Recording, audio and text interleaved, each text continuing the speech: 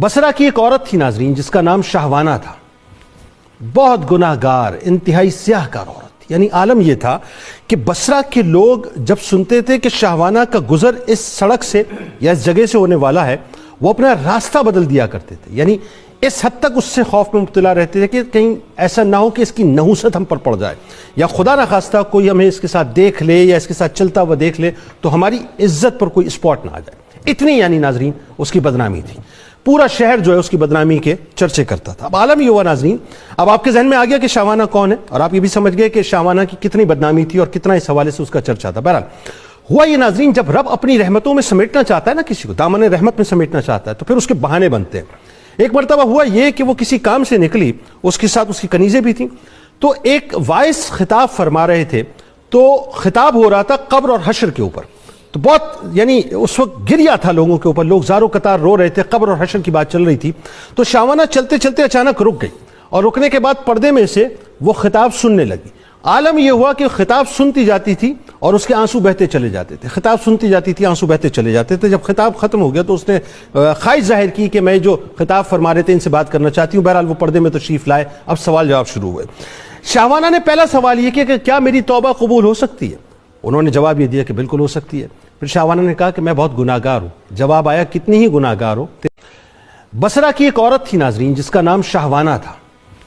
بہت گناہگار، انتہائی سیاہ کار عورت. یعنی عالم یہ تھا کہ بصرہ کے لوگ جب سنتے تھے کہ شہوانہ کا گزر اس سڑک سے یا اس جگہ سے ہونے والا ہے، وہ اپنا راستہ بدل دیا کرتے تھے. یعنی اس حد تک اس سے خوف میں مبتلا رہتے تھے کہ کہیں ایسا نہ ہو کہ اس کی نحوست ہم پر پڑ جائے، یا خدا نخواستہ کوئی ہمیں اس کے ساتھ دیکھ لے یا اس کے ساتھ چلتا ہوا دیکھ لے تو ہماری عزت پر کوئی اسپاٹ نہ آ جائے. اتنی یعنی ناظرین اس کی بدنامی تھی. پورا شہر جو ہے اس کی بدنامی کے چرچے کرتا تھا. اب عالم یہ ہوا ناظرین، اب آپ کے ذہن میں آ گیا کہ شہوانہ کون ہے، اور آپ یہ بھی سمجھ گئے کہ شہوانہ کی کتنی بدنامی تھی اور کتنا اس حوالے سے اس کا چرچا تھا. بہرحال ہوا یہ ناظرین، جب رب اپنی رحمتوں میں سمیٹنا چاہتا ہے نا کسی کو، دامن رحمت میں سمیٹنا چاہتا ہے، تو پھر اس کے بہانے بنتے ہیں. ایک مرتبہ ہوا یہ کہ وہ کسی کام سے نکلی، اس کے ساتھ اس کی کنیزیں بھی تھیں. تو ایک وائس خطاب فرما رہے تھے. تو خطاب ہو رہا تھا قبر اور حشر کے اوپر. تو بہت یعنی اس وقت گریا تھا لوگوں کے اوپر، لوگ زارو قطار رو رہے تھے، قبر اور حشر کی بات چل رہی تھی. تو شہوانہ چلتے چلتے اچانک رک گئی، اور رکنے کے بعد پردے میں سے وہ خطاب سننے لگی. عالم یہ ہوا کہ خطاب سنتی جاتی تھی اور اس کے آنسو بہتے چلے جاتے تھے. خطاب سنتی جاتی تھی، آنسو بہتے چلے جاتے تھے. جب خطاب ختم ہو گیا تو اس نے خواہش ظاہر کی کہ میں جو خطاب فرما رہے تھے ان سے بات کرنا چاہتی ہوں. بہرحال وہ پردے میں تشریف لائے. اب سوال جواب شروع ہوئے. شہوانہ نے پہلا سوال یہ کیا کہ کیا میری توبہ قبول ہو سکتی ہے؟ انہوں نے جواب یہ دیا کہ بالکل ہو سکتی ہے. پھر شہوانہ نے کہا کہ میں بہت گناہگار ہوں. جواب آیا کتنی ہی گناہگار ہو. بصرہ کی ایک عورت تھی ناظرین جس کا نام شہوانہ تھا.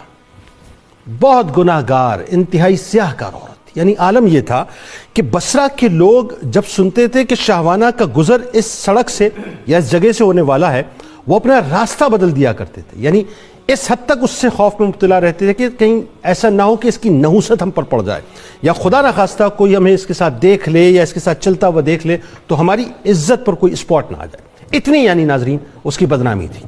پورا شہر جو ہے اس کی بدنامی کے چرچے کرتا تھا. اب عالم یہ ہوا ناظرین، اب آپ کے